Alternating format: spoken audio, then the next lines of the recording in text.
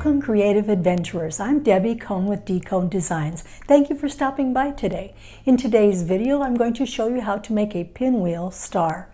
I'm going to give you 3 different ways that you can create your half square triangles and 3 different ways you can square up those half square triangle blocks. So please stay tuned. This video is part of a series where I'm sewing the A Quilting Life block of the month for 2022.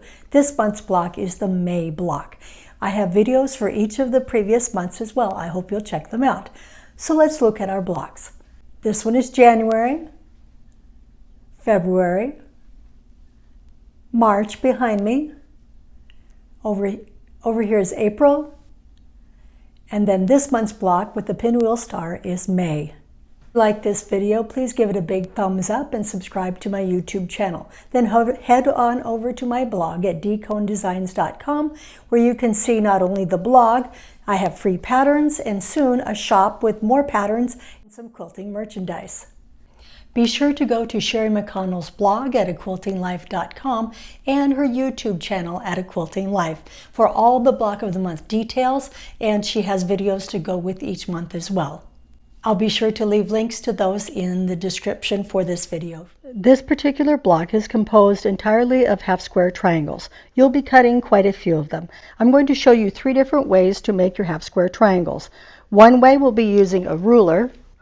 The next way will be a medium seam marker, and the third way is no ruler at all, but using your 1/4 inch diagonal seam tape. The first way to mark your half square triangles is to use a ruler and a pencil. All you need to do is line your ruler up with the diagonal corner here and there across your square.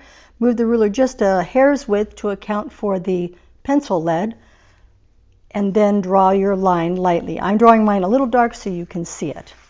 There you go. Then what you'll do is you'll put them right sides together like this, and you're going to sew a 1/4 inch seam along each side of the diagonal line, like that. Another way to mark your half square triangles is to use a medium seam marker. This one is from Missouri Star Quilt Company.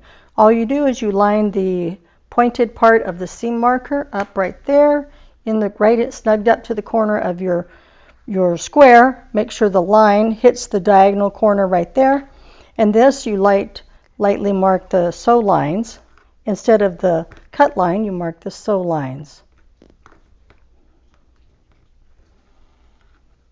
And there you have it. The next thing you'll do then is put them right sides together, and you'll sew just alongside the marked lines. The third way to create your half square triangles is to use your diagonal seam tape. As you can see here on my machine, that's what I have. You put your squares right sides together. You can pin if you want, you don't have to.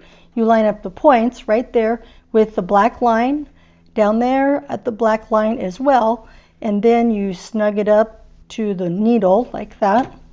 And then you're going to keep this bottom point here just barely to the inside of the black line, or just barely touching it, and then stitch. And as long as you keep this right here, you'll be sewing a 1/4 inch seam.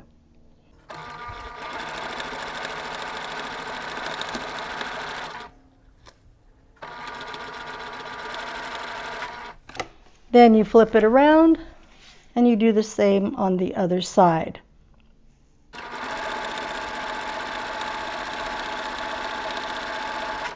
So here are the 3 ways to create your half square triangles. I've shown you the diagonal seam tape. I'm going to stitch a 1/4 inch away from this line here using my diagonal seam tape to guide me, but you could use whatever. If you have a 1/4 inch presser foot, you could use a seam guide, you could use stacked up painter's tape at a 1/4 inch, whatever works for you to make sure you get an accurate 1/4 inch seam on each side of the lines. Or for this third method here, you just stitch right on those drawn lines to get your 1/4 inch seams. Let's do that now.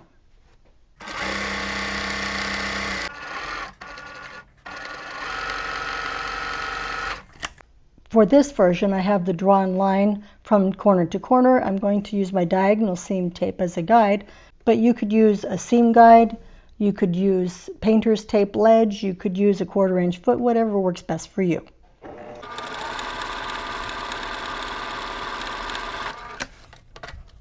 I flip it around and I sew down the other side as well. There you have it, 3 different ways to mark your half square triangles. The next thing you do is cut between them to create 2 half square triangles for each set of squares. You don't have to use a rotary cutter. You can just eyeball it, which is what I'm doing.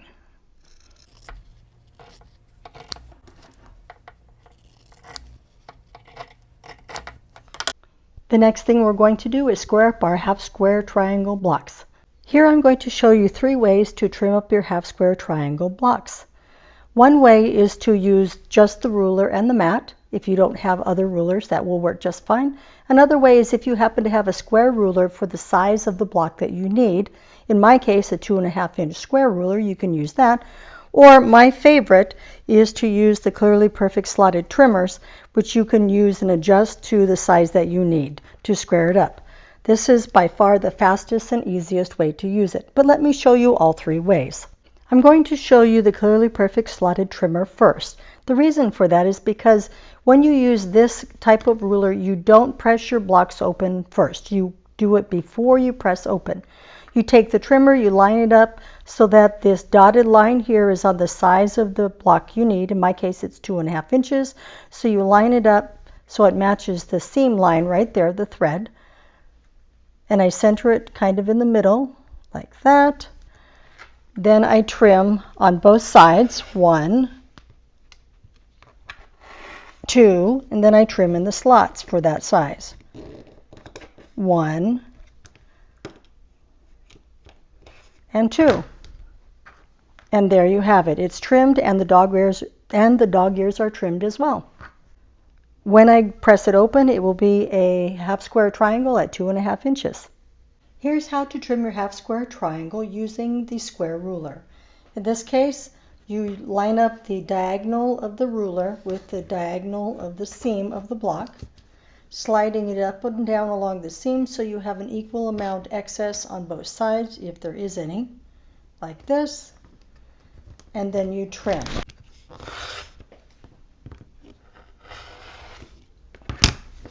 Then you turn the block around and you trim the other 2 sides.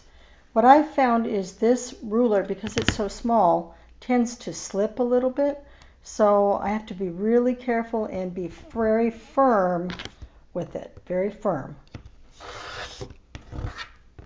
And then the last bit, it slipped a little, let me fix it. There we go. And that's using the square ruler. Now let me show you how to use it if you just have a regular ruler and nothing fancy. Let me show you how to square up your half square triangle blocks with just a regular ruler. My block measures 2.5 inches, so I'm going to look at my block and I see here's the starting point to the 2.5 inch mark. I can see I have a little bit extra there, but quite a bit, a good 1/8 inch extra down here. So I'm going to make sure that I've got it even on each side right there and trim a little bit off of both sides. That way my block will be centered.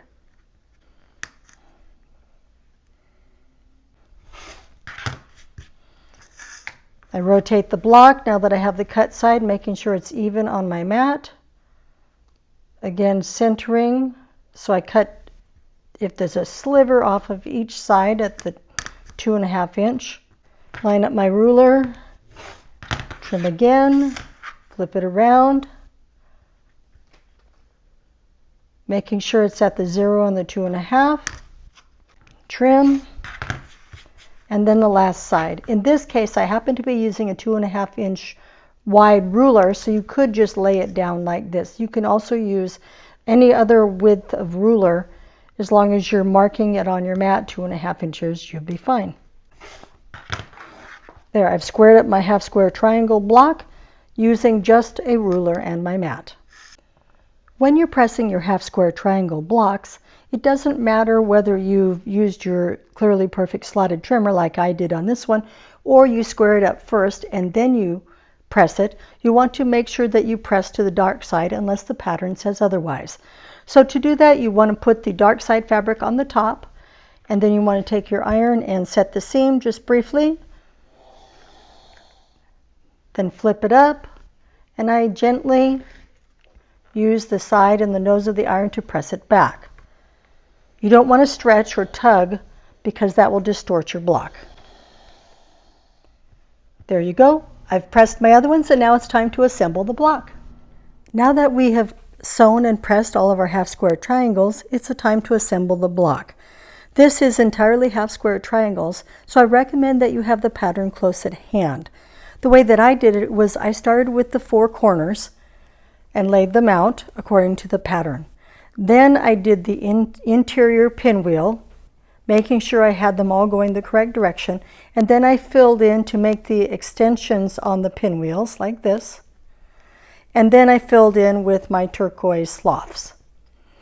Things to keep in mind are, if you care about the direction of your fabric, then you may want to rotate some, you may want to swap some out.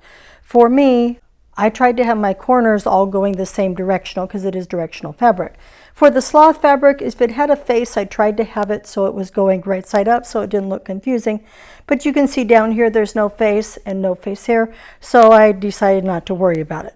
For the middle pinwheel stuff, I didn't worry about the direction of the fabric at all. It is actually multi-directional. So now I've got it laid out. This is a homemade design board. It's just some batting wrapped around some foam core with a little duct tape holding it on. Quick, fast, and inexpensive.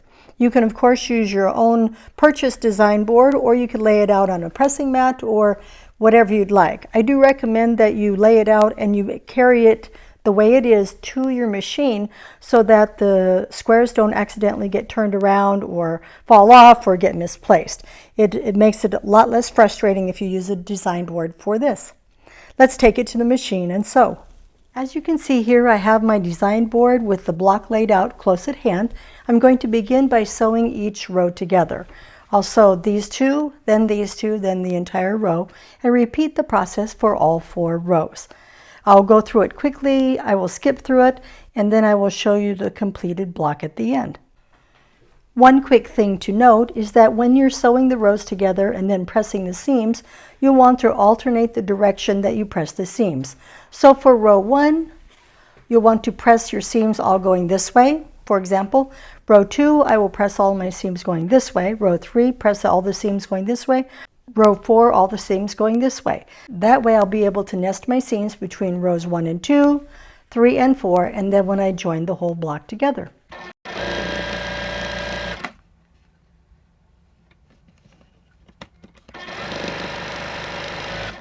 There are the first 2 pairs. Now I'm going to stitch them together in the middle.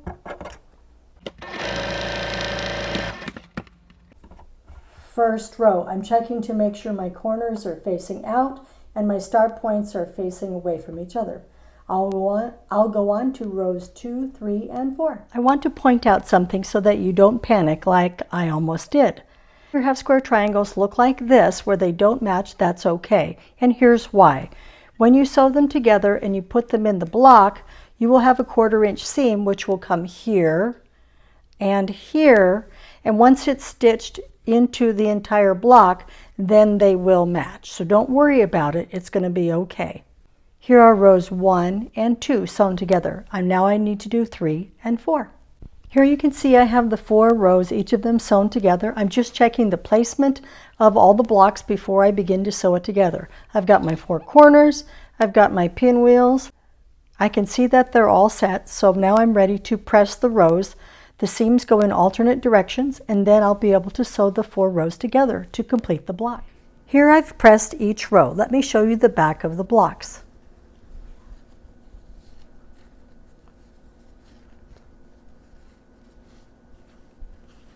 You can see I've pressed the seams in opposite directions. That will make it easy in the next step. I can nest the seams, snug them up to one another, and sew the rows together quickly and easily and accurately. Again, you can see I'm using my design board to keep my rows in the correct order. I'm going to go ahead and stitch the rows together to complete the center block. I'm ready to stitch the rows together. You'll notice that I've pinned at the intersections. You don't have to, but I find the accuracy is better at my intersections if I do.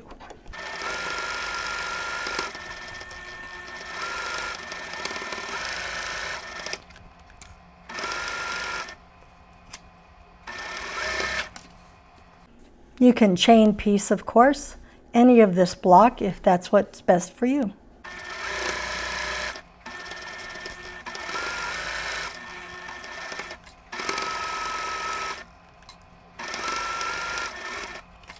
Before I sew the final seam together, I'm going to press it. I decided I would press these seams here toward the center of the block, this one as well, toward the center of the block. And here's my thinking. I have 3 squares, 1, 2, and 3 here where it is facing this way. So I want the seam to be shown as little as possible, therefore I'm going to press it this way. The same is true here. I have 1, 2, 3, so I want the seam to be covered more, and that way I'll press the seams this way. And here you can see I press the seams toward the center of the block. The final seam I will sew and then press open. Here's the block. I'm going to press it and then press open the seam. There, I gave it a good press on the front side as well, and now I'm going to attach the churn dash borders. I will not video this part. Sherry McConnell in her January video for 2022 shows how to do that. I'll come back with the whole block all completed. And here it is, the completed Pinwheel Star block with the churn dash border. Thank you for watching today's video. If you like this video, please give it a big thumbs up, tell a friend, and subscribe to my YouTube channel. Please follow the links for the other videos that might be helpful for you from my YouTube channel. I'll see you next time.